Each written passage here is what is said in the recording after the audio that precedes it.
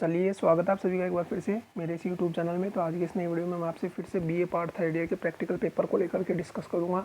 मैंने परसों के दिन आपको बीए पार्ट थर्ड ईयर का प्रैक्टिकल का पेपर, जो वाइवा का पेपर होता है, उन सभी के वाइवा से संबंधित प्रश्नों को लेकर के आपसे चर्चा की थी। इसमें मैंने आपको वाइवा में पूछे जाने वाले सभी प्रश्नों के बारे में बताया था कि एक्सटर्नल द्वारा आपसे कैसे प्रश्न पूछे जा सकते हैं और किन प्रश्नों का जवाब आपको किस प्रकार से देना है, उन सभी को लेकर के मैंने आपसे डिस्कस की थी। उस वीडियो में मैंने आपको ओनली प्रश्न बताए थे, ना कि मैंने आंसर। तो आज की इस वीडियो में मैं आपसे उन प्रश्नों के संबंधित जो उत्तर तालिका है उस सब को लेकर के डिस्कस करूंगा और उन प्रश्नों के आंसर्स की जो PDF है वो मैं आपको देने की कोशिश करूंगा, ताकि आपको ज़्यादा याद करने में या रिविज़न करने में ज़्यादा समस्या नहीं हो। तो देखिएगा, उन प्रश्नों से संबंधित जो आंसर्स हैं उनकी चर्चा हम आज की इस वीडियो में करेंगे। तो सबसे पहले जिस किसी ने मेरे चैनल को सब्सक्राइब नहीं किया, चैनल को सब्सक्राइब करें, वीडियो को लाइक करें, कमेंट करें और शेयर करें। ठीक है, थैंक यू सो मच। अब देखिएगा, फर्स्ट प्रश्न उसमें मैंने आपको दिया था कि प्रक्षेप किसे कहते हैं। तो देखिएगा, प्रक्षेप किसी समतल कागज सतह पर अक्षांश व देशांतर रेखाओं का जाल जो हम प्रदर्शित करते हैं उसे प्रक्षेप कहते हैं। ठीक, फिर मैंने दूसरा प्रश्न आपको दिया था, प्रक्षेप के प्रकार बताइए। तो प्रक्षेप के प्रकार में आपको लिखना है शंकु प्रक्षेप, बेलनाकार प्रक्षेप और खमध्य प्रक्षेप। ठीक है, 3 प्रकार के प्रक्षेप मैंने आपको दिए थे, शंकु प्रक्षेप, बेलनाकार प्रक्षेप और खमध्य प्रक्षेप। ठीक है, फिर मैंने तीसरा प्रश्न जो आपको दिया था वो दिया था मैंने आपको, शंकु प्रक्षेप का प्रयोग कब होता है। तो आप लिखेंगे शंकु प्रक्षेप का प्रयोग कब करते हैं हम।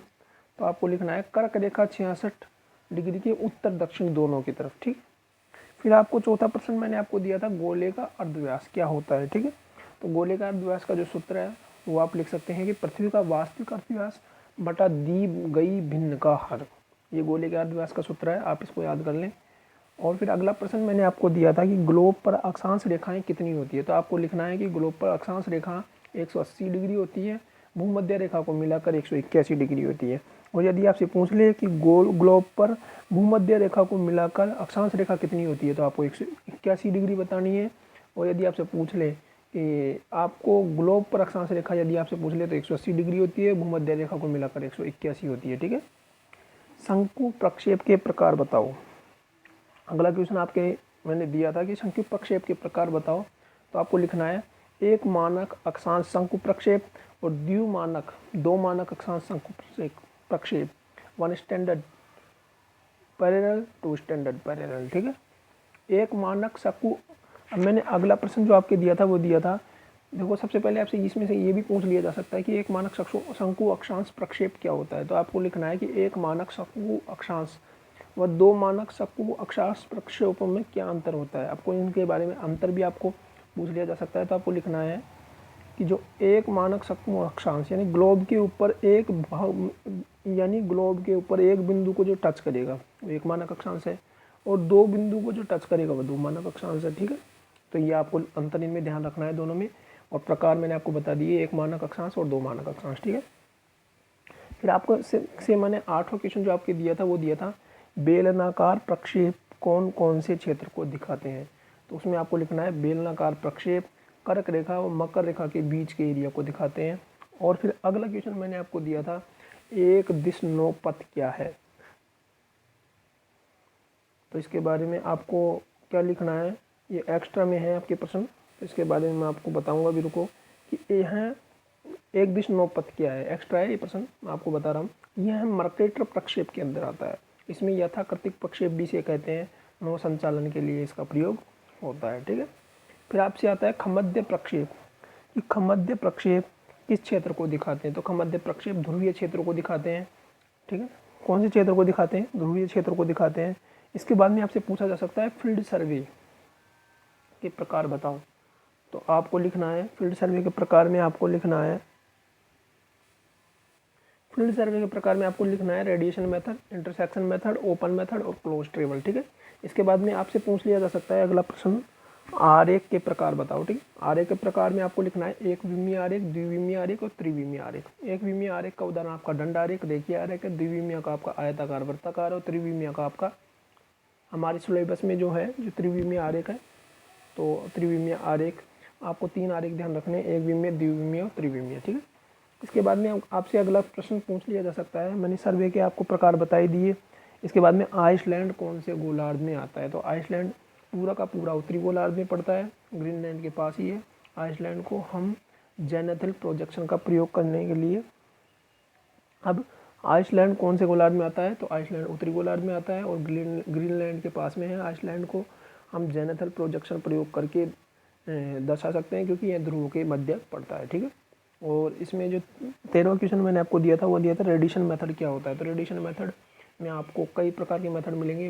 Bakery method, 1 point problem, 2 point problem, ठीक है। फिर अगला क्वेश्चन मैंने आपको दिया था पृथ्वी का वास्तविक अर्धव्यास, तो आपको लिखना है 63, 67, 75 किलोमीटर, और हम इसको किलोमीटर में चेंज करने के लिए 1 लाख से गुणा कर देंगे, ठीक है। ये मैंने आपको बता दिया। और 15वां क्वेश्चन मैंने आपको दिया था बेलनाकार प्रक्षेप के प्रकार बताओ। तो इसमें आपको समानता समदूरस्थ प्रक्षेप, समानता समक्षेत्र प्रक्षेप, मर्केटरी यथाकृतिक प्रक्षेप और गोल प्रक्षेप आपको बेलनाकार प्रक्षेप में ध्यान रखने हैं, ठीक है।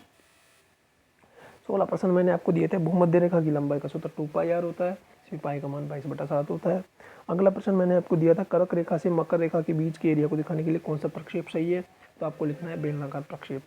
क्योंकि पाई आपसे पूछ लिया जाए पाई कैसा आ रहेगा, तो पाई त्रिविमीय आ रहेगा, कील कैसा आ रहेगा, त्रिविमीय आ रहेगा, ठीक है। मैंने द्विविमीय और एक विमीय आपको बता दिए हैं पहले, ठीक है। फिर आपसे पूछ लिया जाए स्फेरिकल डायग्राम क्यों बनाया जाता है, कि शहरों की जनसंख्या को शो करने के लिए, ठीक है। 21 कुल देशांतर रेखाएं कितनी होती है आपसे पूछ लिया जाए, तो आपको लिखना है कुल देशांतर रेखा 360 होती है, ठीक है। फिर इसके बाद में आपसे पूछ लिया जाए कि ग्रीनविच जो है मध्यांतर रेखा कहाँ होती है, तो आपको लिखना है 0 डिग्री पर होती है, ठीक है। फिर आपसे पूछ लिया जाए कि 2 देशांतर रेखाओं की अधिकतम दूरी कहाँ होती है, तो आपको लिखना है अधिकतम दूरी भूमध्य रेखा पर और न्यूनतम दूरी कर्क रेखा पर। आपसे पूछ लिया जाए कि 2 देशांतर रेखाओं की न्यूनतम दूरी कहाँ होगी, तो आपको लिखना है कर्क रेखा पर, और अधिकतम दूरी की बात करें तो आपको लिखना है भूमध्य रेखा पर, ठीक है।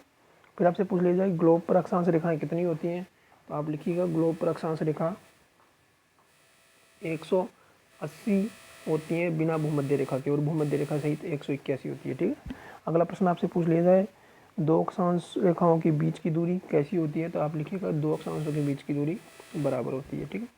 किलोमीटर में काउंट करें तो 111 मीटर होती है, ठीक है। ध्रुवों पर भी बराबर होती है, ठीक है। 28वां क्वेश्चन आपसे पूछ लिया जाए,